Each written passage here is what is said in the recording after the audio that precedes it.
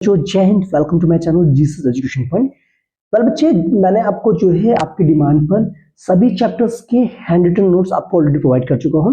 Okay, तो अगर आपने वो वीडियो नहीं देखी तो बेटा लिंक मैं आपको डिस्क्रिप्शन प्रोवाइड कर दूंगा, जाकर के उसको जाकर जरूर देखिए। वहां पर आपको बेटा सभी चैप्टर्स के जो भी आपका लेटेस्ट सिलेबस है उस पर बेस्ड सभी चैप्टर्स के नोट्स अवेलेबल है पीडीएफ के फॉर्म में।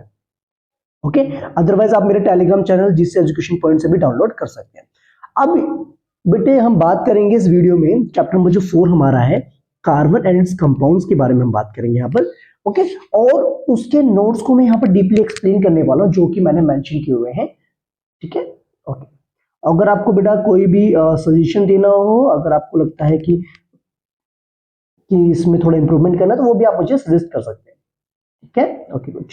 अब देखो बेटा, सबसे पहली बात, जब भी आप कार्बन कंपाउंड्स के बारे में पढ़ते हैं तो मेन मकसद ये होता है कि पहले समझें कि कार्बन है क्या चीज। ठीक है, देखो आपने बेटा छोटी क्लास में पढ़ा होगा, जब कार्बन की बात करते हैं तो जो कार्बन का सिंबल होता है वो कितना होता है बेटा, कैपिटल सी होता है, सभी को पता है। और कार्बन के पास जो नंबर ऑफ इलेक्ट्रॉन्स होते हैं वो कितने होते हैं बेटा, 6 इलेक्ट्रॉन्स होते हैं कार्बन के पास, 6 प्रोटॉन्स होते हैं और 6 ही न्यूट्रॉन्स होते हैं। ठीक है, और आपको ये भी पता होगा बेटा, जो बीच में प्रेजेंट है हमारा ये वाला जो पार्ट है जिसको हम क्या कहते हैं, न्यूक्लियस बोलते हैं। क्या कहते हैं, न्यूक्लियस। अब न्यूक्लियस के अंदर बेटा आपको पता है प्रोटॉन्स भी होते हैं और न्यूट्रॉन्स भी होते हैं। दोनों मिलकर के क्या बनाते हैं, उस एटम का मास बनाते हैं, यानी कि 12 यूनिफाइड मास क्या हो गया, एक कार्बन के एलिमेंट का मास हो गया। ठीक है, लेकिन अगर कॉन्फिगरेशन की बात करें तो आपको पता होगा बेटा, पहले शेल में आपको पता है मैक्सिमम 2 ही इलेक्ट्रॉन्स को हम फिल कर सकते हैं और बाकी जो रिमेनिंग बचे वो नेक्स्ट शेल में आ जाएंगे। तो आउटरमोस्ट शेल में कितने इलेक्ट्रॉन्स पे, 4 इलेक्ट्रॉन्स पे। इसी वजह से बेटा कार्बन को हम टेट्रावैलेंट भी बोलते हैं। क्यों बोलते हैं, क्योंकि इसका आउटरमोस्ट शेल यानी कि बैलेंस इलेक्ट्रॉन कितने हैं, 4 बैलेंस इलेक्ट्रॉन है। ठीक है, बैलेंस इलेक्ट्रॉन्स का मतलब होता है number of electrons present in the outermost shell. तो आउटरमोस्ट शेल में 4 इलेक्ट्रॉन्स प्रेजेंट होने की वजह से, 4 इलेक्ट्रॉन्स प्रेजेंट होने की वजह से कार्बन को किस कैटेगरी में इंक्लूड किया गया, टेट्रावैलेंट बोला जाता है। अभी तक आपने बच्चे पढ़ा था कि आयनिक कंपाउंड्स के बारे में पढ़ा था, जिसमें क्या होता है, इलेक्ट्रॉन्स का ट्रांसफर होता है। एक आपका जो आयन है, कैटायन है, वो इलेक्ट्रॉन्स डोनेट करता है एक एलिमेंट, और एक एलिमेंट क्या करता है, गेन करता है। यानी कि एक मेटल क्या करते थे, इलेक्ट्रॉन्स को डोनेट करते थे, और नॉन मेटल्स क्या करते थे, इलेक्ट्रॉन्स को गेन करते थे, जिसकी वजह से उनके बीच में एक बॉन्ड डेवलप होता था, उसे हम कहते थे आयनिक कंपाउंड कहते हैं, आयनिक बॉन्ड कहते थे। बट यहां पर बेटा दिक्कत ये है ना, देखो कार्बन के पास आउटरमोस्ट शेल में आप सभी को पता है बेटा कितने इलेक्ट्रॉन्स है, 4 इलेक्ट्रॉन्स है। ठीक है, तो उसको बेटा जरूरत है या तो 4 इलेक्ट्रॉन्स को गेन कर ले या फिर 4 इलेक्ट्रॉन्स को वो लूज कर दे, ताकि वो अपना नोबल गैस कॉन्फिगरेशन को अटेंड कर सके। समझे बात, आपको पता है। देखो बेटा, आउटरमोस्ट शेल में उसको चाहिए 8 इलेक्ट्रॉन्स कंप्लीट, तो 4 वो गेन करेगा। अगर वो 4 डोनेट कर दे तो पहला शेल उसका कंप्लीट हो जाएगा। ठीक है, देखो लेकिन कार्बन ऐसा नहीं करता। क्यों नहीं करता, देखो रीजन। ये कह रहा है कि if it could gain 4 electrons forming C4 minus anion, but it would difficult for the nucleus to hold 10 electrons with 6 protons। होता दिक्कत क्या है ना, देखो कार्बन के पास 6 प्रोटॉन्स हैं, अच्छी बात है, और 6 इसके पास बेटा क्या है, इलेक्ट्रॉन्स हैं। ठीक है जी, अच्छी बात है। अगर ये 4 इलेक्ट्रॉन्स को गेन करता है तो प्रोटॉन्स तो बेटा 6 ही रहेंगे, लेकिन इलेक्ट्रॉन्स कितने हो जाएंगे, 10 इलेक्ट्रॉन्स हो जाएंगे। तो ये जो 6 प्रोटॉन है, इन 10 इलेक्ट्रॉन्स को इजीली होल्ड नहीं कर पाएंगे। दैट्स व्हाई कार्बन जो है 4 इलेक्ट्रॉन्स को गेन नहीं कर सकता। अच्छी बात है, ठीक है। लेकिन चलो गेन नहीं कर सकता, लेकिन लूज तो कर सकता है। अब जो कह रहा है, if it could lose 4 electrons forming C4 cation, C4 plus cation, but it would require a large amount of energy to lose 4 electrons. देखो दिक्कत क्या है, अभी मैंने आपको बताया बेटा 6 प्रोटॉन को, 6 इलेक्ट्रॉन्स को 6 प्रोटॉन ने होल्ड कर रखा है बड़ी स्ट्रांगली। अब यहां से 4 इलेक्ट्रॉन्स को लूज करना है, इतना इजी का टास्क नहीं है ना बेटा। ठीक है, तो उसको चाहिए लार्ज अमाउंट में एनर्जी। तो दैट्स व्हाई ना तो कार्बन गेन करता है, ना ही कार्बन लूज करता है। गेन क्यों नहीं करता है, क्योंकि 6 प्रोटॉन 10 इलेक्ट्रॉन को होल्ड नहीं कर पाएंगी। ठीक है, और लूज इसलिए नहीं करता because it will require a very large amount of energy. ठीक है, तो फिर कार्बन करता क्या है, आपने सुना होगा बेटा, कार्बन की जितनी भी मोस्टली चीजें आपके आसपास है, मोस्टली वो कार्बन की बनी हुई है। ठीक है, कार्बन जब बहुत सारे कंपाउंड्स बनाता है, तो जब बहुत सारे कंपाउंड्स बनाता है, ना वो अपने इलेक्ट्रॉन देने को तैयार है, ना ही वो लेने को तैयार है किसी से। तो करता क्या है वो, तो बेटा वो करता क्या है, सिंपल सी बात, वो शेयरिंग करता है।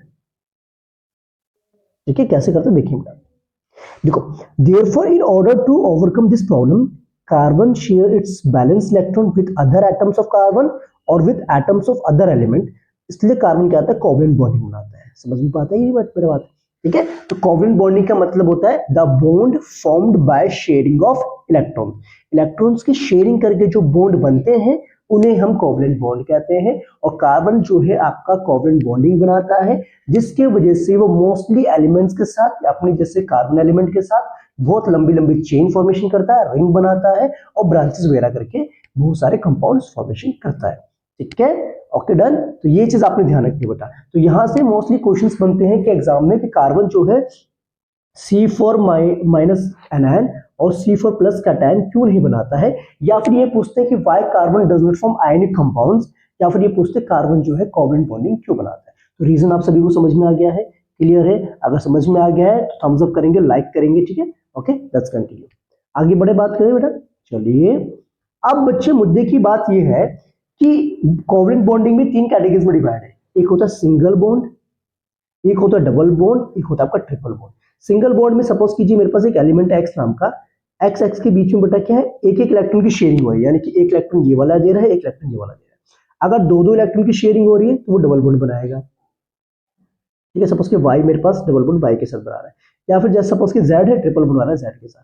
तो ये टाइप के जो बॉन्ड्स आपके हैं जिसमें एक एक इलेक्ट्रॉन की शेयरिंग हो रही है वो आपका सिंगल बॉन्ड बनाएगा। जहां पर दो इलेक्ट्रॉन से शेयरिंग हो रही है वो डबल बॉन्ड बनाएगा, और जहां पर तीन इलेक्ट्रॉन से शेयरिंग हो रही है वो क्या बनाएगा, आपका ट्रिपल बॉन्ड फॉर्मेशन करेगा। ठीक है, देखो जैसे कि मैंने यहाँ पर मेंशन कर दिया। अच्छा, अब यहाँ पर देखो बेटा मुद्दे की बात क्या है। अब एक वर्ड आपका आता है बेटा लुईस डॉट स्ट्रक्चर, या फिर इलेक्ट्रॉन डॉट स्ट्रक्चर भी हम कहते हैं। देखो इलेक्ट्रॉन डॉट स्ट्रक्चर कुछ नहीं है, जो भी एलिमेंट्स के बारे में आप पढ़ रहे हैं, जिस भी एलिमेंट का आपको डॉट स्ट्रक्चर बनाना है, उसके आउटरमोस्ट शेल यानी कि बैलेंस इलेक्ट्रॉन कितने हैं उसको बस डॉट की फॉर्म में रिप्रेजेंट कर देना, वही आपका क्या है, इलेक्ट्रॉन डॉट स्ट्रक्चर है। ठीक है, जैसे कि बेटा यहाँ पर उन्होंने दिखा रखा है, कार्बन की बात कर रहे हैं, यानी CH4 है, मीथेन है, ठीक है। तो मीथेन को लिख रहे बेटा, एक तो कार्बन उन्होंने लिखा, ठीक, कार्बन के पास बेटा एक इलेक्ट्रॉन यहाँ लिखा है उन्होंने, एक इलेक्ट्रॉन यहाँ दिखाया है, ठीक है। मैं थोड़ा सा स्क्वायर से बना के दिखाता हूँ, समझ में आ जाएगा आपको बेटा, ठीक है। चार इलेक्ट्रॉन जो है आउटरमोस्ट शेल में, उसको मैं यहाँ पर जो है इस तरीके से डॉट डॉट की फॉर्म में यहाँ पर रिप्रेजेंट कर देता हूँ, ठीक है। और वैसे जब हाइड्रोजन की बात करें तो हाइड्रोजन के पास भी एक इलेक्ट्रॉन होगा, ऐसे दूसरा हाइड्रोजन यहाँ लगा देंगे, तीसरा हाइड्रोजन लगा देंगे, चौथा हाइड्रोजन लगा देंगे, तो उनके बीच में बेटा क्या है ना, डॉट प्रोडक्ट बन जाएगा, जैसे यहाँ पर बना रखे ना, ये देखो ये दिखा रखा है, ठीक है। और वैसे ही आपका क्या है, ये वाला कॉन्सेप्ट भी है, ये वाला, ठीक है। ये आपका ये भी हो गया, ये हो गया CO2 गैस यानी कार्बन डाइऑक्साइड गैस का हो गया, क्लियर बेटा। तो ये होते हैं इलेक्ट्रॉन डॉट स्ट्रक्चर, और इसी के बेसिस पे बेटा आप बता सकते हैं अगर एक एक इलेक्ट्रॉन की शेयरिंग कर रहा है तो वो सिंगल बॉन्ड, दो इलेक्ट्रॉन की शेयरिंग है तो डबल बॉन्ड, तीन इलेक्ट्रॉन की शेयरिंग है तो वो ट्रिपल बॉन्ड कहलाता है आपका। Okay done, that's good. अब एक जो बेटा इंपॉर्टेंट टॉपिक आपका आता है एग्जाम में, वो क्या आता है, देखिए बेटा, ठीक है। एक और जो बड़ा इंपॉर्टेंट टॉपिक आपका आता है वो आता है प्रॉपर्टीज पे बेस्ड एक क्वेश्चन बनता है बेटा, कि जो कोवलेंट कंपाउंड्स आपके हैं उनकी प्रॉपर्टीज क्या है। पहली बात बेटा, आपने देखा है कभी कि जो नमक होता है हमारे पास, सॉल्ट है घर में जो आप यूज करते हैं, उसको कभी आपने मेल्ट करने की कोशिश की है?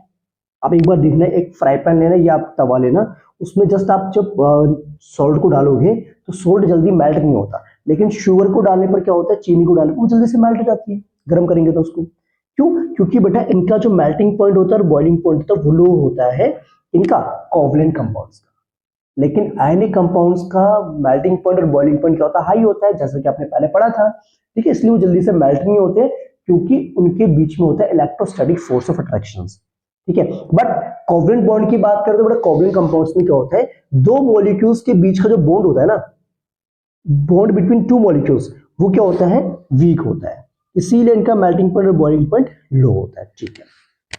अब बच्चा आपने एक चीज पढ़ी थी आयनिक कंपाउंड्स के बारे में कि they conduct electricity in molten form और इन एक्वस सॉल्यूशन, मतलब कि अगर उसको हम मोल्टेन फॉर्म में लेते हैं और या फिर एक्वस सॉल्यूशन में लेते हैं तो आपको पता है आयनिक कंपाउंड्स क्या करते हैं, अपने अंदर से करंट को पास होने देते हैं। क्यों? क्योंकि आयंस फ्री हो जाते हैं मूव करने के लिए। But in this case they are bad conductor of electricity, poor conductor of electricity होते हैं, because no charge particles formed in this compounds, क्योंकि इस कंपाउंड में कोई भी चार्ज पार्टिकल्स नहीं बनते हैं, इसीलिए ये अपने अंदर से करंट को पास ऑन नहीं करते हैं। अगर आपके पास बेटा एक गिलास में अगर आप जो है चीनी को डिसॉल्व करते हैं डिस्टिल्ड वाटर में, तो उसके अंदर से करंट पास ऑन नहीं होगा, बिकॉज वो क्या है आपका कोवेलेंट कंपाउंड है। कोवेलेंट कंपाउंड के अंदर कोई भी चार्ज पार्टिकल्स प्रेजेंट नहीं होते हैं, तो दैट्स वाई वो कभी भी कंडक्शन अपने अंदर से नहीं करेगा। Okay, that's good. ठीक है, अब आपके माइंड में क्वेश्चन आ रहा होगा, सर ग्रेफाइट तो करता है बेटा। हाँ, ग्रेफाइट करता है। ग्रेफाइट बेसिकली ना एलोट्रोप होता है कार्बन का। कार्बन की डिफरेंट फॉर्म होती है, अलग अलग फॉर्म्स होती हैं, ठीक है, और उसमें एक इलेक्ट्रॉन फ्री होने की वजह से वो कंडक्शन करता है, जैसे कि मैं भी बताने वाला हूं आपको। देखो अब बेटा ये टॉपिक आपका आता है एलोट्रोप्स ऑफ कार्बन की बात करें तो ये होता क्या है, देखो an element which exist in more than one form having same chemical properties with different physical properties are called allotropes and this property is known as allotropy। समझिए बात को। ओके, अब बेसिकली बेटा क्या है, कार्बन जो है आपका डिफरेंट डिफरेंट फॉर्म्स में एग्जिस्ट करता है, ओके, लेकिन इनकी केमिकल प्रॉपर्टीज सेम रहती है, बट इनकी फिजिकल प्रॉपर्टीज क्या होती है, डिफरेंस होती है, तो इन्हीं को हम एलोट्रोप्स कहते हैं। और इस प्रॉपर्टी को, डिफरेंट फॉर्म्स में एग्जिस्ट करने की प्रॉपर्टी को हम क्या कहते हैं, एलोट्रॉफी कहते हैं। सिर्फ कार्बन ही नहीं बेटा, बाकी एलिमेंट्स भी होते हैं कुछ, वो भी एलोट्रोपिक फॉर्म्स में प्रेजेंट होते हैं, जैसे फास्फोरस हो गया, सिलिकॉन हो गया, सल्फर हो गया, बट हमें इस चैप्टर में सिर्फ कार्बन के बारे में ही पढ़ना है। देखो कार्बन की बेटा तीन फॉर्म्स यहाँ मेंशन है, डायमंड हो गया, एक ग्रेफाइट है, एक आपका फ्लोरीन है। देखो बेटा तीनों का स्ट्रक्चर बिल्कुल डिफरेंट है। यहाँ पर हो क्या रहा है, डायमंड में एक जो कार्बन हमारा ये वाला जो एक कार्बन है वो चार अलग अलग कार्बन से अटैच्ड है, ठीक है ना, और ये फिर चार से अलग अलग अटैच्ड है। तो इस तरीके से क्या हो रहा है बेटा, ये आपका टेट्राहेड्रल स्ट्रक्चर बना रहा है। ओके, और इसकी प्रॉपर्टी क्या होती है डायमंड की, वेरी हाइड होता है, नॉन कंडक्टिव इलेक्ट्रिसिटी होता है, कलरलेस होता है, ट्रांसपेरेंट होता है, ठीक है। और दूसरी बात ग्रेफाइट की अगर बात करें तो बेटा हेक्सागोनल शेप में क्या बनाता है, स्ट्रक्चर होता है इसका। और इसमें बेटा क्या ना, एक कार्बन जो है तीन कार्बन से अटैच्ड है, ध्यान से देखो तुम, ठीक है, तीन कार्बन से अटैच्ड है एक कार्बन आपका, और इसी वजह से बेटा जो है एक इसका इलेक्ट्रॉन फ्री होता है, जिसकी वजह से क्या होता है आपका गुड कंडक्टर ऑफ इलेक्ट्रिसिटी होता है due to one free electron. और स्मूथ और स्लिपरी होता है क्योंकि भाई इसकी ना ऊपर एक हेक्सागोनल की जो ये लेयर ये ऊपर है, एक हेक्सागोनल की लेयर जो नीचे है, तो उनके बीच में क्या होता है बेटा, क्या होती है, स्मूथनेस क्रिएट हो जाती है, स्लिपरी हो जाता है, इसीलिए ग्रेफाइट को जो है। अच्छा आपको पता है बेटा कभी कभार आपके जो प्लग होते हैं स्विच बोर्ड में, जो प्लग नहीं होता ऐसे करके इंसर्ट करने के लिए, आपने देखो ना इसमें तीन जो ऐसे करके पोर्शंस निकले होते हैं, प्लग जिसे कहते हैं, वो कभी कभार बेटा ना क्या होता है इंसर्ट नहीं हो पाते उसके अंदर, बोर्ड के अंदर, तो उसके ऊपर भी ग्रेफाइट की जो कोटिंग कर देते हैं, जिससे क्या होता है स्मूथली वो इंसर्ट हो जाए, स्मूथली वो बाहर निकल जाए, ठीक है, क्योंकि स्मूथ होता है बेटा ग्रेफाइट। That's good. अब जैसे बेटा फ्लोरीन दे रखे हैं यहाँ पर, इसमें एक एग्जांपल है बकमिस्टर फ्लोरीन, जो कि कार्बन 60 की चेन होती है, मतलब आपकी फुटबॉल शेप में होता है, इसके अंदर बेटा लगभग 60 कार्बन एटम्स होते हैं। ओके, ठीक है। अब इनकी बेटा ना कुछ प्रॉपर्टीज भी दे रखी है, यूजेस आपको पता है बेटा ग्रेफाइट, इसकी बात करें क्या नाम है आपका डायमंड की, तो ज्वेलरीज कटिंग वटिंग के लिए हम यूज करते हैं, इंस्ट्रूमेंट को ज्वेलरीज बनाने में काम आता है। और ये बेटा आपका जो ग्रेफाइट है एज अ लुब्रिकेंट यूज किया जाता है, और इलेक्ट्रिक बैल वगैरह में भी इसको हम यूज करते हैं। ओके, तो बेसिक थिंग्स बेटा आपको समझ में आ गई। अभी तक आपके बेटा दो टॉपिक इंपॉर्टेंट थे जो मैंने आपको बताया, एक तो कार्बन जो है कोवेलेंट बॉन्डिंग क्यों बनाता है वो वाला क्वेश्चन, दूसरा आपका बेटा कार्बन की जो प्रॉपर्टीज है कोवेलेंट बॉन्डिंग, कोवेलेंट जो कंपाउंड्स आपके हैं उनकी प्रॉपर्टीज में से क्वेश्चन बनता है। अब जो बेटा एक इंपॉर्टेंट टॉपिक और है वो है वर्सेटाइल नेचर ऑफ कार्बन। इसका मतलब है कि कार्बन जो है मिलियंस ऑफ कंपाउंड्स फॉर्मेशन करता है, लेकिन क्यों करता है वो देखते हैं। The two important properties which enables carbon to form enormous large number of compounds. First one is catenation and the second one is tetravalence. अब ये होता क्या बेटा, कार्बन जो है मिलियंस ऑफ कंपाउंड्स बनाता है, इनॉर्मियस मतलब इनॉर्मियसली मतलब होता है लार्ज नंबर ऑफ कंपाउंड्स बनाता है, बहुत सारे कंपाउंड्स बनाता है। क्यों बनाता है उसके पीछे दो प्रॉपर्टी रीजन होती है, एक तो कैटेनेशन, एक है टेट्रावैलेंस। अच्छा, अब कैटेनेशन का मतलब क्या है, देखो ये एक प्रॉपर्टी होती है कार्बन की to form covalent bond with other atoms of carbon to form long chains, branch chains और रिंग्स। देखो बेटा कार्बन की कला है, कार्बन के अंदर एक टैलेंट है, कार्बन के अंदर एक प्रॉपर्टी है, वो क्या करता है शेयरिंग करके कोवेलेंट बॉन्डिंग बना करके दूसरे कार्बन एटम के साथ लंबी लंबी चेन बनाता है, ब्रांचेस बनाता है और रिंग्स बनाता है, ठीक है। ओके, क्लियर बात है। या फिर मल्टीपल बॉन्ड्स भी बनाता है, आपका मल्टीपल बॉन्ड्स में डबल बॉन्ड बनाएगा या ट्रिपल बॉन्ड बनाएगा कार्बन एटम के साथ या फिर दूसरे एलिमेंट के साथ, जैसे ऑक्सीजन हो गया, नाइट्रोजन हो गया, एक्सेट्रा हो गया। मुझे बात है इस प्रॉपर्टी के आधार पर ही कार्बन जो है बहुत सारे कंपाउंड्स फॉर्म करने में क्या होता है, सक्षम होता है, क्या कहते हैं, बना पाता है। Very nice. अब यहाँ पर बेटा एक नोट मैंने मेंशन किया हुआ है कि कार्बन ही एक ऐसा एलिमेंट है जो सबसे ज्यादा कैटनेशन शो करता है पीरियोडिक टेबल में। क्यों? क्योंकि भाई कार्बन का होता है छोटा साइज। ओके, छोटा साइज होता है और स्ट्रॉन्ग बॉन्ड भी बनाता है बेटा छोटे साइज की वजह से, स्ट्रॉन्ग और स्टेबल बॉन्ड भी बनाता है बिकॉज ऑफ स्मॉल साइज। अच्छा, ऐसा क्या खास बात है भाई स्मॉल साइज से? देखो खास बात है बेटा, देखो स्मॉल साइज से होता क्या है, जो कार्बन के बीच में न्यूक्लियस है, सपोज कीजिए ये न्यूक्लियस है और ये आपका, ये बीच में न्यूक्लियस है, ठीक है। अब न्यूक्लियस में क्या होता है बेटा, प्रोटॉन्स होता है, आपको पता होगा, प्रोटॉन के साथ साथ न्यूट्रॉन्स भी होते हैं और इलेक्ट्रॉन्स। अगर सपोज कि दूसरा एटम यहाँ पर लगा हुआ है, ये न्यूक्लियस का, ये रहा, तो ये क्या करते हैं, ये कार्बन, ये जो न्यूक्लियस इफेक्टिव चार्ज होगा इसका, ये इसके इलेक्ट्रॉन को स्ट्रांगली अपनी तरफ क्या करता है, अट्रैक्ट करता है।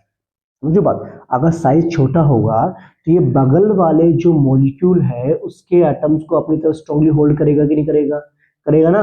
तो इसी वजह से बेटा क्या होता है, वो स्टेबल बॉन्ड बनाता है और आपकी लॉन्ग चेन फॉर्मेशन करता है, यानी कैटनेशन मैक्सिमम शो करता है और स्टेबल बॉन्ड बनाता है बिकॉज ऑफ स्मॉल साइज। तो ये चीज को आपने ध्यान में रखना है, ठीक है। अब ये टेट्रावैलेंट के बारे में बेटा मैं पहले बता चुका था आपको स्टार्टिंग में। टेट्रावैलेंसी का मतलब है कि कार्बन की आउटरमोस्ट शेल में 4 इलेक्ट्रॉन्स होते हैं, लिखा है ना आप देखो, carbon has 4 valence electron, hence it is tetravalent, it is capable of bonding or pairing with 4 other atoms of carbons with atom of some other monovalent element like hydrogen, halogens etc। भाई यही तो इसके अंदर talent है कि carbon के बाहर वाले शेल में 4 इलेक्ट्रॉन्स है, अब वो एक बार में 4 बॉन्डिंग बना सकता है, चाहे सेम कार्बन के साथ बनाए या फिर डिफरेंट एलिमेंट के साथ भी बना सकता है, जैसे हाइड्रोजन, ब्रोमीन, क्लोरीन, हेलोजेंस के साथ। तो ये चीज आपने ध्यान रखनी है, ठीक है। और ये जो मैंने बताया था बेटा, कार्बन जो है स्ट्रॉन्ग और स्टेबल बॉन्ड बना पाता है क्योंकि स्मॉल साइज की वजह से। क्यों स्मॉल साइज की वजह से? क्यों? क्योंकि इसका जो न्यूक्लियस है वो क्या करता है, it's nucleus holds on shared pair of electrons strongly. ये समझो बात को, यानी कि दो एलिमेंट्स के बीच में जो शेयरिंग हो रही है, कार्बन क्या करता है, दो जिस भी एलिमेंट के साथ शेयरिंग कर रहे हैं इलेक्ट्रॉन्स को, उसको स्ट्रांगली अपनी तरफ होल्ड करके रखता है। दैट्स व्हाई वो स्टेबल और स्ट्रांग बॉन्ड बना पाता है, ठीक है। तो ये कला है आपने ध्यान रखनी है कार्बन की, ठीक है, समझी बात। तो इसीलिए बेटा ध्यान में रखना है कि कार्बन वर्सेटाइल क्यों है, इतना फेमस क्यों है, इतने सारे कंपाउंड्स क्यों बनाता है भाई, क्योंकि उसका नेचर ही ऐसा है ना। वो शेयरिंग करके बॉन्ड बना सकता है, वो एक तरीके से बेटा उसके आउटरमोस्ट शेल में 4 इलेक्ट्रॉन्स होते हैं। तो ये जो टैलेंट है, ये जो कला है, ये जो उसका प्रॉपर्टीज है, इसी वजह से कार्बन जो है ऑल ओवर फेमस है, यानी कि ऑल ओवर क्या है, बिलियंस ऑफ कंपाउंड्स बनाते हैं, वर्सेटाइल है। क्लियर, गुड, समझ में आ गई बात, दैट्स गुड। बड़े आगे, अब ओके, अब आती है बात बेटा हाइड्रोकार्बन्स की, ठीक है। ये क्या चीज है भाई, नाम से समझ में आ रहा, हाइड्रोजन प्लस कार्बन, ओके, यानी the compounds which are majorly made up of hydrogen and carbon atoms only are called hydrocarbons। बेटा सिंपल सी बात है, हाइड्रोकार्बन्स का मतलब होता है ऐसे कंपाउंड्स जो मेनली हाइड्रोजन और कार्बन से ही बने हुए हैं, इसके अलावा उसके अंदर कोई भी एलिमेंट प्रेजेंट नहीं है, ठीक है। इसी बेसिस पे बेटा इसको दो कैटेगरीज में डिवाइड कर रखा है, एक होता है सैचुरेटेड हाइड्रोकार्बन्स, एक होता है अनसैचुरेटेड। सैचुरेटेड वो होते हैं जिनमें कार्बन कार्बन के बीच में क्या होता है, सिंगल बॉन्ड होता है, जिसमें एक एग्जांपल इन्होंने दे रखा है जैसे एल्केन्स। अब इसके बारे में डिटेल में पढ़ना पड़ेगा एल्केन्स के बारे में। एल्केन्स का मतलब होता है जब कार्बन कार्बन के बीच में सिंगल बॉन्ड बनता है तो उस टाइप की फैमिली को, उस टाइप के हाइड्रोकार्बन्स को हम एल्केन्स कहते हैं और उनको हम सैचुरेटेड हाइड्रोकार्बन्स भी बोलते हैं, ठीक है। इसका जनरल फॉर्मूला होता है बेटा, अगर सपोज कि किसी भी एल्केन के अंदर n नंबर ऑफ हाइड्रोजन्स है तो उसके पास 2 times of hydrogen, sorry 2 types of carbon plus 2, इतने उसके पास हाइड्रोजन होंगे बेटा, ठीक है। अगर एक कार्बन है तो हाइड्रोजन होंगे 4, अगर 2 कार्बन है तो हाइड्रोजन होंगे 6, अगर 3 कार्बन है तो हाइड्रोजन होंगे 3 दूनी 6 प्लस 2 1 2 8, ठीक है। तो ये चीज है। अगर हम अनसैचुरेटेड की बात करें उसमें क्या होता है बेटा, ये तो डबल बॉन्ड होता है या तो ट्रिपल बॉन्ड होता है कार्बन एटम्स के बीच में, ठीक है। अगर एक या एक से ज्यादा डबल बॉन्ड है कार्बन के बीच में तो बेटा उसको हम कहते हैं एल्कीन्स कहते हैं। अगर ट्रिपल बॉन्ड है तो उसको हम एल्काइंस कहेंगे, ठीक है। अगर बेटा एल्कीन्स की बात करें तो एल्कीन्स की फॉर्मूला होता है, जनरल फॉर्मूला, कि अगर n नंबर ऑफ कार्बन है तो उसका डबल उसके पास क्या होंगे, हाइड्रोजन होंगे। ठीक है, अल्काइंस की बात करें तो जितने उसके पास बेटा कार्बन होंगे उससे डबल से 2 कम उसके पास क्या होंगे, हाइड्रोजन होंगे। ठीक है, तो ये चीज आपने ध्यान में रखना है बेटा। अच्छा, ये बात तो समझ में आ गई बेटा। एक चीज और है बेटा, यहाँ पर खास बात लिखी है ना, नोट में मैंने यहाँ पर मेंशन किया, ये तो जरूर पढ़ना होता है आपको।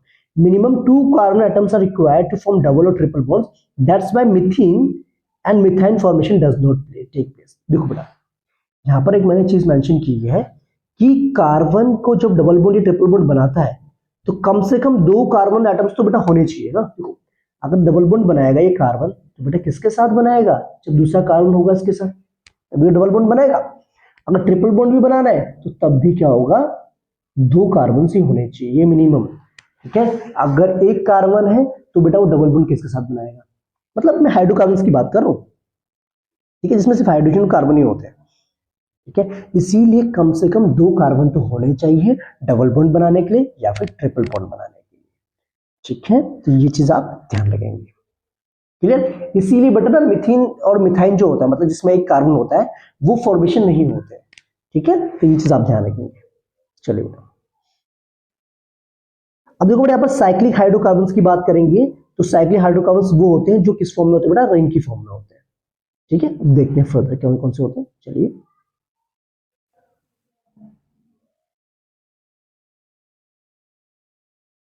ओके, देखिए अब मैंने यहाँ पर बेटा कुछ एग्जांपल्स मेंशन किए हुए, जैसे साइक्लो प्रोपेन। देखो बेटा, ये जो प्रोपेन, ब्यूटेन, पेंटेन, हेक्सेन जो नाम आ रहे हैं, इनके लिए ना एक कॉन्सेप्ट होता है जो मैं अभी फर्दर आपको डिस्कस करूंगा आगे, और समझ पड़िए।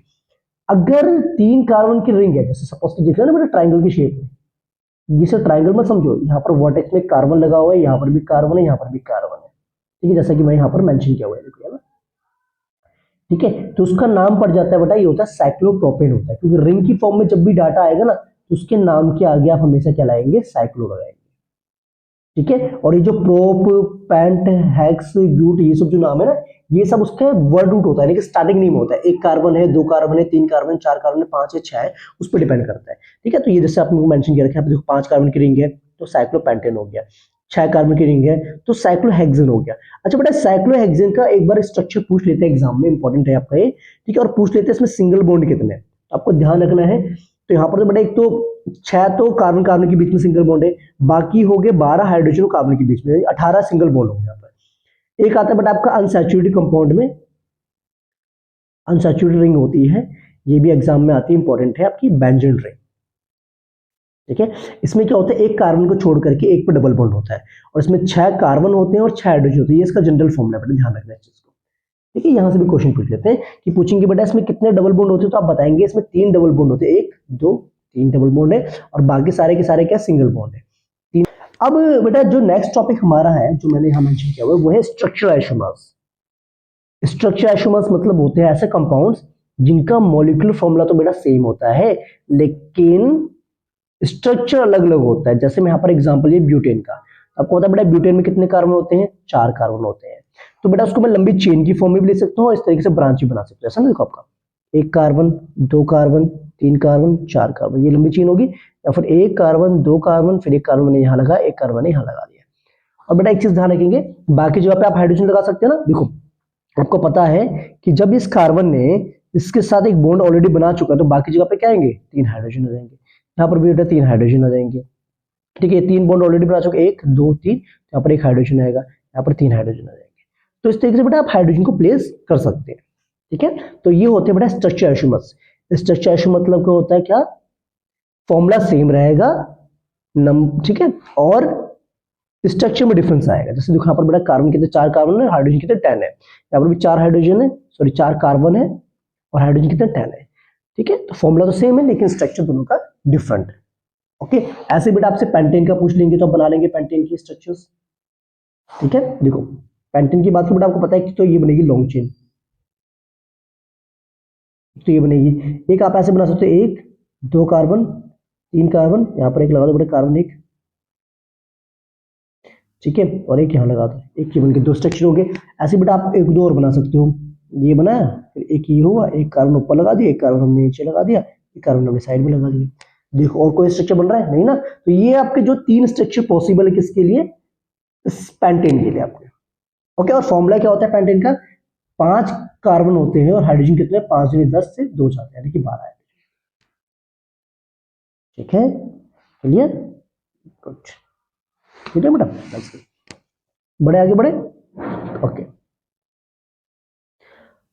अब अच्छा, अब देखो बेटा, अब आती है बेटा फंक्शनल ग्रुप्स की बात आती है। What do you mean by functional groups, ये एक ऐसे ग्रुप्स होते हैं जो हाइड्रोकार्बन्स में से हाइड्रोजन को हटा करके उसकी जगह पे लग जाते हैं और उसकी पूरी प्रॉपर्टी को चेंज करते हैं, फिजिकल प्रॉपर्टीज को भी और केमिकल प्रॉपर्टीज को भी, उन्हें फंक्शनल ग्रुप्स कहा जाता है। ठीक है, an atom or group of atoms that make a carbon compound more reactive and decides its chemical property is called a functional groups। ठीक है, जो कार्बन के कंपाउंड्स को और ज्यादा रिएक्टिव बना देते हैं और उसकी प्रॉपर्टीज को डिसाइड करते हैं, उनको हम कहते हैं फंक्शनल ग्रुप्स कहते हैं। जैसे बेटा यहाँ पर लिखे हुए ना फंक्शनल ग्रुप, जैसे हाइड्रोजन सैमसी में आपके आ गई है आपकी क्लोरोब्रोमो, ऑक्सीजन वाले जो होते हैं हमारे alcohol, aldehyde, ketones, carboxylic acid. ठीक है, ये हमारे पास ग्रुप हो गए। अगर किसी भी कंपाउंड के आगे सपोज कि CH3 है आपका, CH3 CH2OH आपका लिखा हुआ है, तो उसमें कौन सा फंक्शन ग्रुप बेटा आपका, अल्कोहलिक, अल्कोहल आपको फंक्शन ग्रुप आपका आ गया। ठीक है, तो इसी के अकॉर्डिंग बेटा उनका जो है नाम डिसाइड किया जाता है कि कौन सा प्रीफिक्स लगेगा, कहां पर सफिक्स लगेगा, वो सब आप देखेंगे। ठीक है, डन, गुड। अच्छा, अब जैसे बेटा यहां पर आप बात आती है बेटा होमोलोगस सीरीज की। होमोलोगस सीरीज क्या होती है बेटा, it is a series of organic compounds having same functional groups and chemical property. देखो होता है क्या, होमोलोगस सीरीज में क्या होता है, एक ही फैमिली से बिलोंग करने वाले मेंबर्स होते हैं। चाहे मैं अगर एल्केन्स की बात करूं, सारे के सारे मेंबर एल्केन्स फैमिली के होंगे। अगर मैं बात करूं बेटा क्या कहते हैं कीटोन्स की, तो सारे कीटोन्स फैमिली के होंगे। अगर मैं बात करूं अल्कोहल, तो अल्कोहल फैमिली के सारे आपके होंगे। ठीक है, तो उन्हें कहते हैं हम होमोलोगस सीरीज कहते हैं। इनका क्या होता है बेटा, केमिकल प्रॉपर्टीज क्या होती है, सेम होती है, फंक्शन ग्रुप भी सेम होता है, लेकिन इनकी फिजिकल प्रॉपर्टीज सेम होती है। क्यों, क्योंकि इनके बेटा मास में डिफरेंस आता रहता है ना, डाउन द ग्रुप आप जब जाएंगे तो। ठीक है, और मास में चेंज आएगा तो ऑब्वियसली बात है फिजिकल प्रॉपर्टीज में चेंज तो आएगा ही आएगा। ठीक है, ओके। अब बेटा इनकी बात क्या है, मेल्टिंग पॉइंट और बॉइलिंग पॉइंट इनका इंक्रीज होता है मॉलिक्यूलर मास के साथ साथ। ठीक है, हर एक ग्रुप में बेटा बस किसका डिफरेंस होता है, CH2 ग्रुप आपका इंक्रीज होता जाता है और मास कितना 14 U मास बढ़ता जाता है। जैसे इन्होंने एग्जांपल दे रखा बेटा एल्केन्स फैमिली का, यहाँ पर CH4 हो गया मीथेन, फिर ये इथेन प्रोपेन हो गया। तो देखो बेटा इसमें डिफरेंस कितना आ रहा है, बस CH2 ग्रुप जो है ऐड होता जा रहा है। ठीक है, ऐसे अल्कोहल फैमिली का आप एग्जांपल ले सकते हैं। क्लियर, तो ये चीज होती है बेटा, डन, गुड। अब आती है सबसे इंपॉर्टेंट टॉपिक की बात बेटा, नोमेनक्लेचर की बात। ये जो भी आपके कंपाउंड्स आपके हैं, उन कार्बन कंपाउंड्स का नामकरण आप कैसे करेंगे। ठीक है, देखो नामकरण करने का तरीका। ओके, तो नामकरण करने के लिए क्या करना पड़ता है बेटा आपको, उसके ना बेटा 3 पार्ट्स में हमने डिवाइड कर रखा है। एक तो होता है बेटा आपका प्रीफिक्स लगेगा जो नाम से आगे लगता है, एक होता है वर्ड रूट, फिर लगता है सफिक्स। अब ये होते क्या है वो बताते हैं, देखो बेटा समझना बेटा ध्यान से, ये इंपॉर्टेंट चीज है ना, यहाँ पर दिक्कत आती है। फिर देखो पहले बेटा क्या है, वर्ड रूट। वर्ड रूट क्या है, word root indicates the nature of basic carbon skeleton, it depends upon the number of carbon atoms. मतलब कि देखना पड़ता है बेटा कि कितने कार्बन प्रेजेंट एक पार्टिकुलर कंपाउंड के अंदर, उसके अकॉर्डिंग उसका नाम डिसाइड किया जाता है। अगर 1 कार्बन है तो उसका नाम स्टार्ट होगा बेटा मैथ से, 2 है तो एथ होगा, 3 है तो प्रोप, 4 है तो ब्यूट, 5 है तो पेंट, 6 है तो हेक्स, ऐसे हेप्ट, ऑक्ट, नॉन, डेक्ट। ठीक है, ये ना नाम के ये स्टार्टिंग नेम होते हैं, वो डिपेंड करता है कार्बन के ऊपर, कितने कार्बन उसके ऊपर प्रेजेंट है, उसके अकॉर्डिंग जो ही डिसाइड किया जाता है। ठीक है, जैसे कि यहाँ पर बेटा कुछ फंक्शनल ग्रुप्स के बारे में आपको पढ़ा था, याद है आपको, है ना, क्लोरीन, ब्रोमीन, आयोडीन पढ़ा था आपने हाइड्रोजन फैमिली। अगर कार्बन में से, कार्बन कंपाउंड में अगर मैंने क्लोरीन लगा रखे बेटा यहाँ पर, तो पहले तो बेटा काउंट करो कितने कार्बन के अंदर, 1 2 3 कार्बन इसके अंदर है। 3 कार्बन तो बेटा आपको पता है सबके बीच में सिंगल बॉन्ड है, तो ये होगा प्रोपेन हो गया। ठीक है जी, लेकिन यहाँ पर जो बड़ा क्लोरीन लगा है ना, इसका लगता है प्रीफिक्स, मतलब नाम के आगे जो है क्लोरो लग जाएगा, उसका नाम बन जाएगा क्लोरोप्रोपेन बन जाएगा। समझिए बात को, ठीक है। ऐसे बड़ा ब्रोमोप्रोपेन बना दिया। अगर आपका ऐसे होता है जैसे यहाँ पर देखा है अल्कोहल फैमिली की बात कर रखे, इसमें 3 कार्बन है और कौन सा ग्रुप लगा, OH ग्रुप लगा हुआ है। ठीक है, अब OH ग्रुप कौन सा होता है बेटा, अल्कोहल फैमिली का होता है, और इसमें बेटा लगता है क्या, सफिक्स लगता है। अल्कोहल वाली फैमिली में क्या लगता है, सफिक्स लगता है, और सफिक्स क्या लगता है, ऑल लगता है नाम के एंड में लगता है। अब इसमें 3 कार्बन तो बेटा सबसे पहले हम लिखेंगे प्रोप स्टार्टिंग नेम, और सबके बीच में सिंगल बॉन्ड तो एन हो जाएगा, ठीक है, एन हो जाएगा। लेकिन बेटा यहाँ पर ना 2 वोवेल्स को कभी भी हम एक साथ नहीं ले सकते, तो इसीलिए ई तो नहीं आएगा, तो क्या लग जाएगा बेटा यहाँ पर ऑल लग जाएगा, तो इसका नाम बन जाएगा प्रोपेन ऑल बन जाएगा। क्लियर, पक्का क्लियर है ना, दैट्स गुड। अच्छा, अब नेक्स्ट बेटा यहाँ पर एक मेंशन कर रखा है उन्होंने, देखो यहाँ पर गिवन क्या बेटा, आपको दे रखा है सी, फिर एक यहाँ पर उन्होंने एच लगा रखा है, शायद बेटा आपको समझ में आ रहा होगा, और यहाँ पर भी एक है, यहाँ पर उन्होंने एच लगाया और यहाँ पर भी एच लगाया, और यहाँ लगा दिया बेटा सी डबल बॉन्ड ओ, फिर आपका एच आ गया, ठीक है। अब बेटा ये जो वाला ग्रुप है ना, ये वाला ग्रुप, ये आपका एल्डिहाइड फैमिली का मेंबर है, कौन सी फैमिली का, एल्डिहाइड। और एल्डिहाइड में बेटा नाम जो अगर इसमें लगता है बेटा सफिक्स लगता है, नाम के एंड में अल लग जाता है, ठीक है, क्लियर। तो पहले बेटा काउंट करेंगे कितने कार्बन से, 1 2 3 कार्बन से, 3 कार्बन से बेटा इसका नाम बनेगा प्रोप, सिंगल बॉन्ड तो एन, प्रोपेन, हाँ, और प्रोपेन बनेगा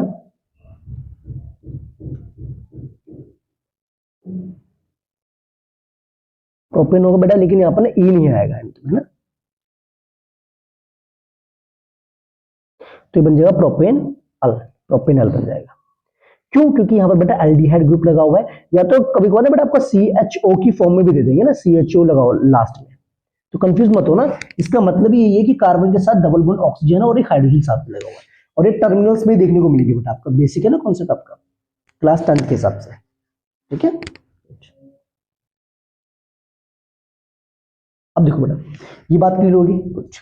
अब जैसे सपोज कीजिए बेटा मैंने आपको ये दे दिया HC डबल बॉन्ड O ऐसे करके, और H दे दिया, या फिर मैं लिख दिया HCHO, तो बताओ बेटा इसका नाम क्या होगा, कितने कार्बन है इसमें बेटा, आपको पता है 1 कार्बन है, ठीक है, 1 कार्बन तो बेटा नाम स्टार्ट होगा मेथ, मैथ हो गया, सिंगल बॉन्ड है, और ये जो ग्रुप लगा हुआ है बेटा CHO एल्डिहाइड ग्रुप लगा हुआ है, तो उसका नाम बढ़ जाता है बेटा मिथेनल, मिथेन, मिथेनल नाम बढ़ जाएगा इसका, और मिथेनल नाम बढ़ जाएगा, और इसको बेटा ना एक और नाम से जाना जाता है, उसको कहता है फॉर्मल्डिहाइड, कॉमन नेम इसको होता है फॉर्मल्डिहाइड, ठीक है। तो इसमें कंफ्यूज मत होना, ये आपको फॉर्मल्डिहाइड का क्या है, फॉर्मूला है HCHO, ठीक है, या फिर लिख सकते हैं HC डबल बॉन्ड OH, ठीक है। तो ये क्या है, फॉर्मल्डिहाइड का फॉर्मूला, क्लियर, दैट्स गुड। अच्छा, अब आगे देखिए बेटा, अब आती है बात बेटा कौन सी, कीटोन्स फैमिली की। कीटोन्स फैमिली में एक बात ध्यान रखना बेटा, कि कीटोन्स फैमिली का जो ग्रुप होता है वो होता है C डबल बॉन्ड O होता है, और वो भी हमेशा 2 कार्बन के बीच में लगता है बेटा, ये कभी भी टर्मिनल्स में आपको देखने को नहीं मिलेगा, इसीलिए मिथेनॉन और इथेनॉन नहीं बनता है, हमेशा प्रोपेनॉन से ही स्टार्ट होता है। सपोज कीजिए अगर मैंने यहाँ पर एक CH3 लगा दिया, और यहाँ पर मैंने एक CH3 ग्रुप लगा दिया, कितने कार्बन हुए बेटा, यहाँ पर 3 कार्बन हुए, तो 3 कार्बन के लिए आपको लगता है, पता है क्या लगता है, प्रोप लगता है, एन लगेगा सिंगल बॉन्ड है, और साथ में ONE1 लग जाएगा, ठीक है, यानी कि यहाँ पर लगता है आपका सफिक्स, नाम के एंड में लगता है ऑन, ठीक है, तो ये हो गया प्रोपेनॉन। अच्छा, अब बात बेटा आपकी आती है कार्बोक्सिलिक एसिड, कार्बोक्सिलिक एसिड की अगर बात करें तो इसमें क्या होता है बेटा, ग्रुप का नाम होता है COOH ग्रुप होता है, या फिर इसको हम ऐसे भी सकते हैं C डबल बॉन्ड OH। बेटा कंफ्यूज मत होना, ये आपका पूरा का पूरा कार्बोक्सिलिक ग्रुप है, ये एंड में लगता है लास्ट में, ठीक है। अगर आप जो है किसी भी कंपाउंड का नाम लिखना चाहते हैं, सपोज कीजिए मैं आपको एग्जांपल देता हूं, जैसे कि ये मैंने दिया आपको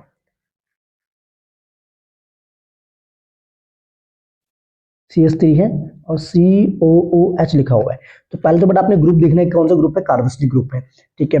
इसमें बेटा सफिक्स लगता है, सफिक्स मतलब होता है नाम के एंड में जो है वो लगता है ओइक एसिड लग जाता है, ओइक एसिड, ठीक है, ओइक एसिड लगाते हैं इसको,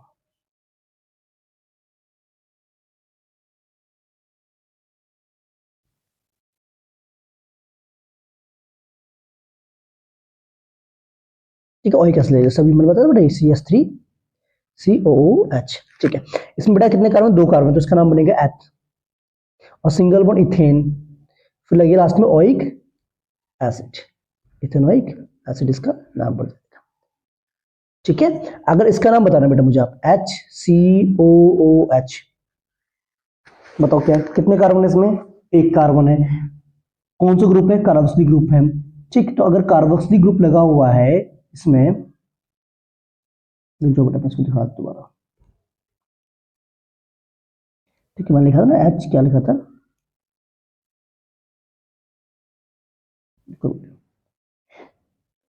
हाँ मैं आपको बता रहा हूँ इसके बारे में।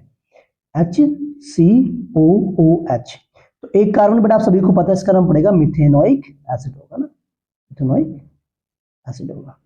अच्छा बेटा इसका कॉमन नेम भी होता है, ये चींटियों में पाया जाता है, ये एसिड फॉर्मिक एसिड कहते हैं उसको।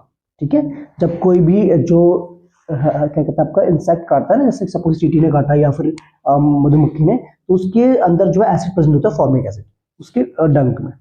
ठीक है, ओके क्लियर, दैट्स गुड। तो बेटा ये चीजें आपने ध्यान रखनी है, कौन सा फंक्शनल ग्रुप लगा हुआ है, कितने उसके अंदर कार्बन है, कौन से फंक्शन ग्रुप का सफिक्स लगता है, कौन से का प्रीफिक्स लगता है, तो उसके अकॉर्डिंगली जो आप उसका नाम डिसाइड कर पाएंगे। लेकिन बेटा अगर रिंग की फॉर्म में आता ना, अगर जैसे कोई कंपाउंड आपका रिंग की फॉर्म में है, सपोज कीजिए ये आपका ट्रायंगल शेप में मैंने दे दिया, तो इसका मतलब बेटा क्या है, यहाँ पर एक कार्बन लगा हुआ है, यहाँ पर एक कार्बन लगा हुआ है, यहाँ पर एक कार्बन लगा हुआ है, और बाकी जगह पे आप पता है आपको हाइड्रोजन लगा देते हैं आप। ठीक है, सब कुछ वैसे ही रहेगा, बस फर्क क्या होगा बेटा, ये बन जाएगा साइक्लो, नाम के आगे लग जाएगा साइक्लो, और तीन कार्बन तो बड़ा प्रोपेन बन जाएगा, साइक्लोप्रोपेन। ठीक है, ऐसे अगर चार कार्बन तो साइक्लोब्यूटेन, अगर छह है तो साइक्लोहेक्सेन, तो यही चलता रहेगा। परफेक्ट होगी बात बेटा, क्लियर है, दैट्स गुड। तो ये था बेटा अभी तक का आपका टॉपिक, जो आपको आई थिंक क्लियर हो गया होगा। डन। अब आते हैं बेटा नेक्स्ट टॉपिक की तरफ, जो है chemical properties of carbon compounds. अब केमिकल प्रॉपर्टीज की बात करें तो आपको पता होगा, सबसे पहले बात होती है बेटा कंबशन की। जब भी कार्बन के कंपाउंड्स को जलाया जाता है तो पता है आपको क्या प्रोड्यूस होता है, एक तो बेटा CO2 गैस प्रोड्यूस होती है, और साथ में वाटर फॉर्मेशन होता है, और साथ में हीट और लाइट भी प्रोड्यूस होती है। जैसे सपोज कीजिए मीथेन गैस को अगर मैं जलाऊंगा तो मुझे क्या मिलेगा बेटा, कार्बन डाइऑक्साइड गैस मिल रही है, और वाटर, और साथ में हीट और लाइट फॉर्मेशन होती है। ठीक है, चलो देखिए बेटा,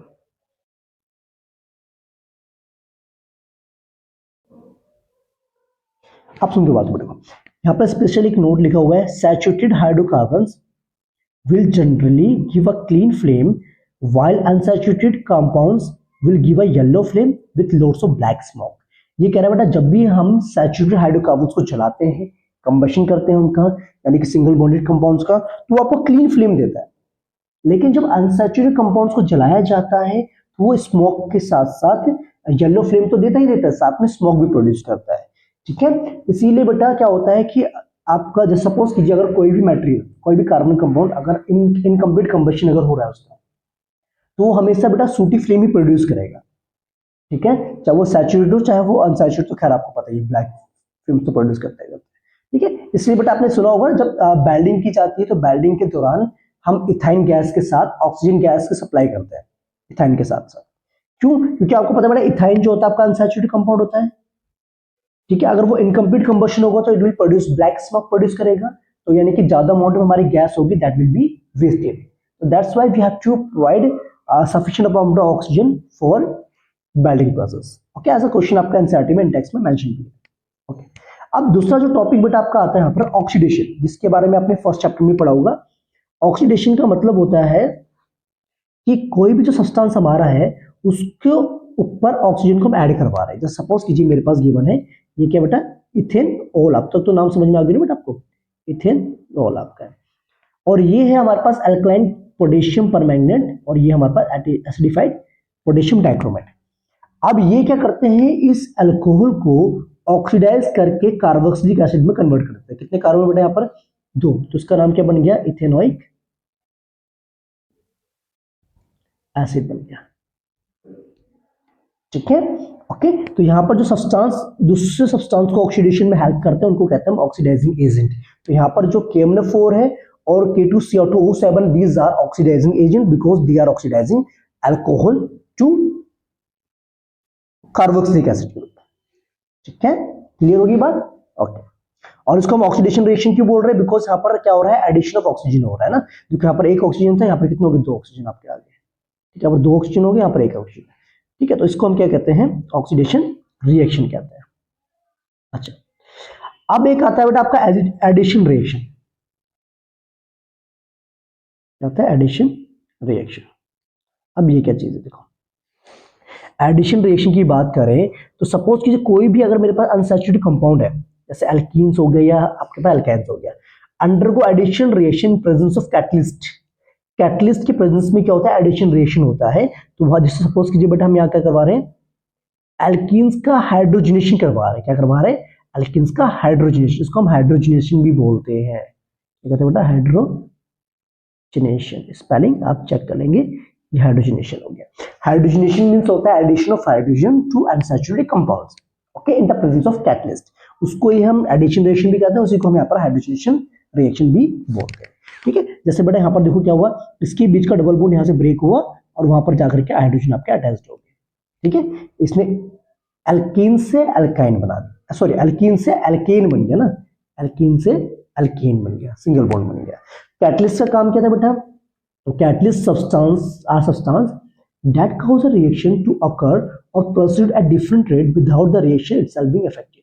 ठीक है, जो कैटलिस्ट का काम क्या होता है, रिएक्शन को प्रोसीड करना होता है, रिएक्शन को प्रोसीड करना होता है और अलग अलग रेट यानी कि रेट ऑफ रिएक्शन को भी चेंज करना होता है। और वो खुद बेटा रिएक्शन में इन्वॉल्व नहीं होता, बस वो आपके रिएक्शन को फास्ट करना या फिर रिएक्शन को इनिशिएट करना उसमें काम करता है। अच्छा देखो बेटा यहाँ पर क्या है ना, animal fat generally contain saturated fatty acids which are said to be harmful for health. जो एनिमल फैट होता है ना बेटा, एनिमल फैट के अंदर क्या होता है, सैचुरेटेड फैटी एसिड्स होते हैं जो कि हमारी बॉडी के हार्मफुल होते हैं। ठीक है, इसीलिए हम वेजिटेबल ऑयल्स का मोस्टली यूज करते हैं। अच्छा आपने कभी वनस्पति घी का नाम सुना बेटा, डालडा का सुना होगा ना नाम बेटा। तो वनस्पति जो घी हमारा होता है वो बेसिकली हाइड्रोजनेशन करके ही बनता है। कैसे, यानी जो हमारे पास वेजिटेबल ऑयल होते हैं उनका हम हाइड्रोजनेशन करते हैं तो वो क्या बन जाता है, आपका सैचुरेटेड हाइड्रोकार्बन बन जाता है। ठीक है, ठीक है बेटा, ये इसकी इंडस्ट्रियल यूज भी हम कह सकते हैं बेटा, है ना, इंडस्ट्रियल एप्लीकेशन से हाइड्रोजनेशन से हम वनस्पति घी को फॉर्म कर रहे हैं। ठीक है, ओके दैट्स गुड। अब नेक्स्ट बेटा आपका आता है सब्स्टिट्यूशन रिएक्शन। ठीक है, मैथ्स में आपने पढ़ा था बेटा सब्स्टिट्यूशन मेथड, जिसमें पढ़ते थे आप एक वेरिएबल की वैल्यू निकाल करके दूसरे में पुट कर देते हैं, तो वैसे ही कुछ आप यहां समझ सकते हैं।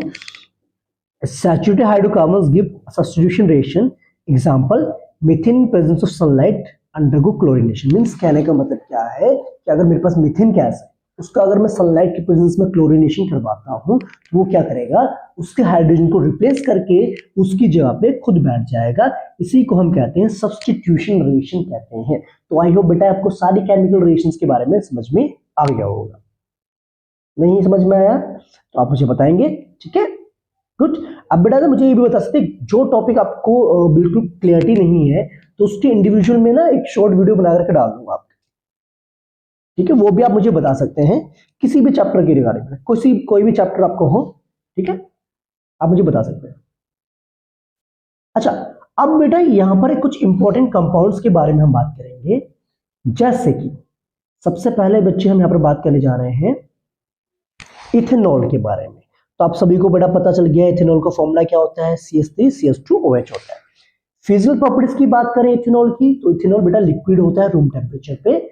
ये एक अच्छा सॉल्वेंट होता है क्योंकि इसको बेटा मेडिसिन में भी काफी जगह पे यूज किया जाता है, जैसे आपका टिंचर ऑफ आयोडीन हो गया, कफ सिरप्स हो गया और बहुत सारे टॉनिक्स वगैरह में हम इसको यूज करते हैं। वाटर में सॉल्यूबल होता है किसी भी प्रोपोर्शंस में। ओके, तो ये तो होगी बेटा इसकी फिजिकल प्रॉपर्टीज। इनका मेल्टिंग पॉइंट और बॉइलिंग पॉइंट भी क्या होता है, लो होता है। वो तो मैं आपको पहले बता चुका हूं ना, प्रॉपर्टीज पे हमने बात करी थी। अब यहां पर बेटा इंपॉर्टेंट चीज ये आती है, यहां से क्वेश्चंस आते हैं बेटा एग्जाम्स में, आते हैं क्वेश्चंस आते हैं। क्वेश्चंस आपको डायरेक्टली ऐसे नहीं देंगे बेटा, आपको एक्स वाई जेड की फॉर्म में देंगे कि एक्स नाम का एक एलिमेंट है, उसको उसके साथ रिएक्शन करवा रहे हैं तो ये बन रहा है, तो बताओ कि उनका नाम बताइए। तो ये रिएक्शंस आपको आनी चाहिए। देखो पहले कह रहा है कि अगर इथेनॉल को मैं सोडियम मेटल के साथ अगर रिएक्शन करवाता हूं तो सोडियम मेटल क्या करता है बेटा, यहां से हाइड्रोजन को रिमूव कर देगा और खुद क्या बन जाएगा, सोडियम इथोक्साइड बन जाएगा। तो ये जो हाइड्रोजन निकला है ना बेटा, इवोल्यूशन ऑफ हाइड्रोजन गैस, ये क्या हो रहा है कि जब सोडियम मेटल को हम इथेनॉल गैस के साथ रिएक्शन करवाते हैं तो ये क्या करता है, वहां से हाइड्रोजन को रिप्लेस कर देता है। ठीक है, जिसकी वजह से क्या होता है कि हाइड्रोजन गैस फॉर्म होती है। ऐसी रिएक्शन बेटा आपने पहले भी पढ़ी होगी, जब मेटल्स को हम एसिड में डालते हैं तो हाइड्रोजन गैस निकलती है। तो इसका मतलब ये है बेटा, यहाँ पर जो हमारा अल्कोहल है, इथेनॉल है, ये एक तरीके से एसिडिक बिहेवियर शो कर रहा है। ठीक है, ओके। दूसरा बेटा, डिहाइड्रेशन ऑफ इथेनॉल। डिहाइड्रेशन का मतलब होता है रिमूवल ऑफ वाटर। अब जैसे मेरे पास ये अल्कोहल है, अगर इसको मैं कंसंट्रेटेड H2SO4 के साथ रिएक्शन करवाता हूं एट 443 केल्विन होता है, एक बार चेक कर लेंगे बेटा एनसीईआरटी बुक में। ठीक है, तो क्या होगा बेटा, यहां से OH निकलेगा और यहां से एक H निकलेगा, तो बन जाएगा इथीन, बन जाएगा। क्या बन जाएगा? इथीन फॉर्मेशन हो जाएगा। ठीक है, इथीन बन जाएगा और वाटर यहां से रिमूव हो जाएगा। ठीक, तो यहां पर क्या है कि जो कंसंट्रेटेड हमारा सल्फ्यूरिक एसिड है वो एक तरीके से स्ट्रॉन्ग डिहाइड्रेटिंग एजेंट की तरह काम कर रहा है। क्यों कर रहा है? बिकॉज ये जो भी वाटर है अल्कोहल के अंदर उसको रिमूव कर दे रहा है और क्या बना दे रहा है? इथीन बना दे रहा है। ठीक है, तो ये दोनों रिएक्शंस आपको अच्छे से आनी चाहिए, बिकॉज यहां से क्वेश्चंस डेफिनेटली बनते हैं। ठीक, अच्छा, अब एक और जो कंपाउंड बेटा आपका आता है, इंपॉर्टेंट कंपाउंड जो हमें पढ़ना है, वो है इथेनोइक एसिड। ठीक है, CH3COOH। अच्छा, इथेनोइक एसिड की बात करें तो पहले बेटा इसकी फिजिकल प्रॉपर्टीज पढ़ते हैं। देखो, कॉमनली कॉल्ड एसिडिक एसिड भी हम इसको बोलते हैं, belongs to group of acid, carboxylic acid group से बिलोंग करते हैं, तो आपको पता ही है। इसका 5 से 8% अगर सॉल्यूशन बनाए हम वाटर में तो हमें मिलेगा विनेगर, जो कि हम काफी जगह पे यूज करते हैं प्रिजर्वेटिव इन पिकल्स, यानी कि अचार को प्रिजर्व करने के लिए भी हम इसको यूज करते हैं। आपने देखो बेटा चौनमीन वगैरह में भी आप यूज करते हैं इसको ना, सैलेड वेलेड में भी यूज करते हैं। इसका मेल्टिंग पॉइंट जो होता है बेटा प्योर इथेनॉल वो 290 केल्विन होता है, इसीलिए ये रूम टेम्परेचर पे क्या होता है, ठंडी के टाइम पे जम जाता है, इसीलिए इसको ग्लेशियल एसिटिक एसिड भी हम बोलते हैं। ठीक है बेटा, क्लियर? That's good. अच्छा, अब इसकी कुछ केमिकल प्रॉपर्टीज है बेटा। पहली प्रॉपर्टी क्या है? एस्टरिफिकेशन। क्या है? एस्टरिफिकेशन। एस्टरिफिकेशन का मतलब होता है ये एक प्रोसेस होता है इन विच जब हमारा इथेनॉल या फिर हम क्या कहते हैं एसिडिक एसिड को जब हम रिएक्ट करवाते हैं तो it leads to the formation of ester. That process is known as esterification. ठीक है, देखो आपका अगर आप जो है डायरेक्टली रिएक्शन भी मेंशन कर दे तब भी समझ में आएगा। इथेनोइक एसिड को जब मैं इथेनॉल के साथ रिएक्शन करवा रहा हूं इन द प्रेजेंस ऑफ एसिड, या फिर हम लिख सकते हैं यहाँ पर कंसंट्रेटेड सल्फ्यूरिक एसिड की हम बात कर रहे हैं, तो होता क्या है? देखो बेटा होता क्या है आपका, यहाँ का जो बेटा OH बॉन्ड है आपका ये, और यहाँ का जो H है, ये दोनों निकल जाते हैं, यानी कि डिहाइड्रेटिंग का काम करता है ये, वाटर को रिमूव कर दिया। तो ये जो बॉन्ड आपका है CH3COH ये रहा बेटा आपका, और साथ में आपका CH2CH3, ये दोनों अटैच हो जाते हैं, तो ये बन गया आपका एस्टर। क्लियर कि नहीं? ओके। और एस्टर्स की जो स्मेल होती है बेटा स्वीट स्मेल होती है। ठीक है, ओके। और इनको परफ्यूम्स वगैरह बनाने के लिए भी हम यूज करते हैं, परफ्यूम्स के लिए भी यूज करते हैं, और एज अ फ्लेवरिंग एजेंट की तरह भी हम इसको यूज करते हैं, जैसे कि मैंने यहाँ पर मेंशन किया हुआ है। ठीक है, अब ये तो बेटा आपको समझ में आ गया। सेकंड रिएक्शन की बात करें यहाँ पर बेटा सैपोनिफिकेशन। सैपोनिफिकेशन का मतलब होता है साबुन बनाना। ठीक है, ये कह रहा है कि जब एस्टर को हम एल्कली NaOH के साथ अगर हम रिएक्शन करवाते हैं तो वो क्या बनाएगा? अल्कोहल बनाता है, साथ में सोडियम का सॉल्ट बनाता है। उस प्रोसेस को हम सैपोनिफिकेशन कहते हैं। देखो ये आपको रिएक्शन। ठीक है, ये हमारे पास एस्टर था, एस्टर को मैंने NaOH के साथ रिएक्शन करवाया तो क्या बन गया? इथेनॉल अलग हो गया और सोडियम एसिटेट आपका अलग से बन गया। ठीक है, इसको कहते हैं सोडियम एसिटेट। ठीक है, अब आती बात बेटा reaction with base. Second reaction जो है ना एसिड की, इसकी कार्बोक्सिलिक एसिड की। कार्बोक्सिलिक एसिड को जो बेस के साथ रिएक्शन करवाया जाएगा तो ये बनाएगा बड़ा सोडियम एसिटेट बनाएगा और साथ में वाटर फॉर्मेशन करेगा। ठीक है, लेकिन कार्बोनेट्स के साथ रिएक्शन करवाएंगे तो आपको पता है बड़ा कार्बन के साथ रिएक्शन करने पर एसिड क्या करता है? CO2 गैस को रिलीज करता है। ठीक है, चाहे वो बाइकार्बोनेट्स हो चाहे वो कार्बोनेट्स हो, उसको हम बेटा बाइकार्बोनेट बोलते हैं, बाइकार्बोनेट्स। ठीक है, तो हाइड्रोजन कार्बोनेट्स को बाइकार्बोनेट्स बोलते हैं। क्लियर? ठीक है, तो ये थी बेटा आपकी क्या रिएक्शंस, किसकी? कार्बोक्सिलिक एसिड की, यानी कि ethanoic acid. Perfect, that's good. अच्छा, अब बेटा आपको पता है घरों में आप सभी साबुन यूज करते हैं, डिटर्जेंट्स यूज करते हैं, तो ये साबुन और डिटर्जेंट्स की जब बात करोगे आप तो इनका फंक्शन क्या है, कैसे क्लीन करते हैं, और हार्ड वाटर के साथ ये कैसे बिहेव करते हैं, सॉफ्ट वाटर के साथ कैसे बिहेव करते हैं, उसकी वीडियो मैं ऑलरेडी आपको जो है सोर्स में प्रोवाइड कर चुका हूँ, आप एक बार उसको भी देख सकते हैं, उसके एक एक्सपेरिमेंटल। ठीक है, ओके। देखो बेटा, यहां पर ये कह रहा है कि सोप बेसिकली क्या होता है बेटा, सोडियम और पोटेशियम सॉल्ट होते हैं, किसके, लॉन्ग चेन कार्बोक्सिलिक एसिड के। ठीक है, जैसा अभी देखे ना बेटा आपने CH3COO Na जो बनाया था आपने सैपोनिफिकेशन में, ये बेटा बेसिकली क्या है, सोप का ही एक क्या है, फॉर्मूला है। ठीक है, अब बेटा सोप की बेटा दो पार्ट दिख रहे हैं आपको, दिख रहे हैं कि दिख रहे हैं? कैसे देखो, एक तो बेटा ये कार्बन वाला पार्ट है, यहां से आते हैं, एक है आयनिक पार्ट आपका ये सोडियम वाला। ठीक है, अब इसमें बेटा होता है क्या है ना, इसमें दो पार्ट होते हैं, तो हाइड्रोफोबिक होता है, एक होता है हाइड्रोफिलिक होता है। हाइड्रो जो आपका फिलिक है वो होता है वाटर लविंग होता है, फिलिक मींस वाटर लविंग, और हाइड्रोफोबिक जो पानी से दूर भागता है। तो ये जो कार्बन वाला पार्ट है बेटा, ये ना ऑयल या डर्ट की तरफ होता है, ठीक है, और सोडियम वाला जो पार्ट होता है वाटर की तरफ होता है। तो इस तरीके से क्या होता है, मिशेल्स फॉर्मेशंस देखने को आपको मिलती है, लिखा ना देखो, soaps are molecules in which two ends have different properties. One is hydrophilic that interacts with the water, while other ends is hydrophobic that is it interacts with hydrocarbons. ठीक है, यानी वो ऑयल वॉल के साथ interaction करता है। Soap क्या करता है बेटा, वहां पर जाके मिसेस फॉर्मेशन करता है, जिसमें एक पॉइंट जो आपका वाटर मॉलिक्यूल की तरफ होता है, एक होता है आपका ऑयल ड्रॉपलेट्स या डस्ट फस्ट की तरफ होता है। ठीक है, this forms in emulsion water, the soap micelles thus helps in pulling out the dirt in water, we can wash out clothes clean. ठीक है, तो ये एक प्रोसेस होता है जिससे आप जो है अपने क्लोथ्स को, ठीक है बेटा, तो ये एक प्रोसेस है। इस मिसेस फॉर्मेशन की वजह से क्या होता है बेटा, आपका जो आपके क्लोथ्स है वो प्रॉपर तरीके से क्लीन हो पाते हैं।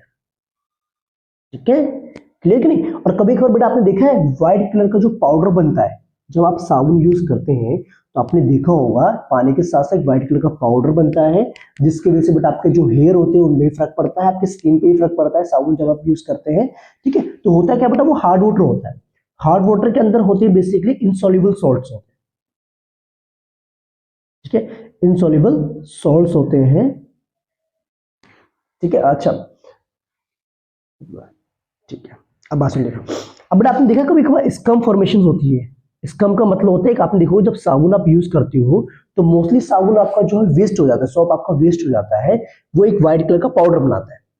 क्यों बनाता है? क्योंकि जो आप पानी यूज करते हैं वो हार्ड वाटर होता है, इसीलिए आपकी स्किन पे उससे इफेक्ट होता है। ठीक है, अगर आप हार्ड वाटर यूज करते हैं, लेकिन सॉफ्ट वाटर में क्या होता है बेटा, ऐसा नहीं होता। ठीक है, हार्ड वाटर में क्या होता है, कैल्शियम मैग्नीशियम की बेटा सॉल्ट प्रेजेंट होता है, या तो कैल्शियम क्लोराइड होगा या मैग्नीशियम क्लोराइड होगा या कैल्शियम कार्बोनेट हो सकता है। ठीक है, मैग्नीशियम कार्बोनेट हो सकता है।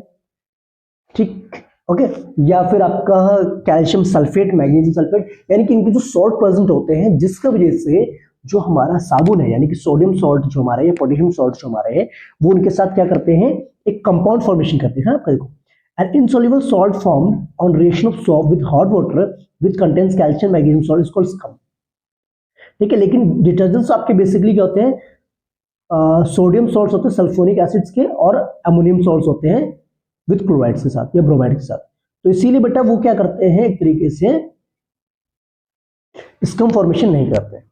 ठीक है, दिखा ना आपको, देखो, the charge end of this compounds do not form insoluble precipitate with the calcium magnesium ions in hard water, so detergents do not form scum. ठीक है, तो यानी कि जो कैल्शियम और मैग्नीशियम सॉल्ट जहां पर जो आपका ना सोडियम सल्फोनिक एसिड की जो सॉल्ट है, सोडियम सॉल्ट सल्फोनिक एसिड या अमोनियम सॉल्ट्स होते हैं आपके ना, तो डिटर्जेंट्स में क्या होता है वो कंपाउंड्स नहीं बनाते उनके साथ कैल्शियम मैग्नीशियम के सॉल्ट्स के साथ। दैट्स व्हाई स्कम फॉर्मेशन आपको देखने को नहीं मिलती है किसके केस में, डिटर्जेंट्स के केस में। Okay, clear? ठीक है, इसलिए बेटा आपने देखा ना आपके जो बाल जो आपके खराब हो रहे हैं, क्यों हो रहे हैं? क्योंकि भाई यहाँ पर जो हार्ड वाटर है मोस्टली एरियाज में हार्ड वाटर होने की वजह से आपकी स्किन पे भी फर्क पड़ता है। ठीक है, तो ये चीज आपकी आती है। क्लियर? ओके, तो आई होप बेटा आपको ये चैप्टर अच्छे समझ में आ गए होंगे, सारे नोट्स आप जो है पीडीएफ डायरेक्टली डाउनलोड कर सकते हैं। ठीक है, डिस्क्रिप्शन में वीडियो प्रोवाइड कर दूंगा, और उस वीडियो की डिस्क्रिप्शन में आपको सभी चैप्टर्स के नोट्स पीडीएफ फॉर्म में मिल जाएंगे। ओके, और आपको वीडियो कैसी लगी आप मुझे कमेंट करके जरूर बताएंगे। ओके, और आपको किसी भी टॉपिक की अगर इंडिविजुअल वीडियो चाहिए शॉर्ट फॉर्म में, तो वो भी आप मुझे कमेंट करके बता सकते हैं। ठीक है बच्चा पार्टी, तो मिलते हैं नेक्स्ट वीडियो में। ठीक है, आप वो भी मुझे बताएंगे कौन सी वीडियो बनानी चाहिए नेक्स्ट। ठीक है, तो तब तक के लिए आप अपना ध्यान रखें। Bye bye, take care and जय हिंद स्टूडेंट्स।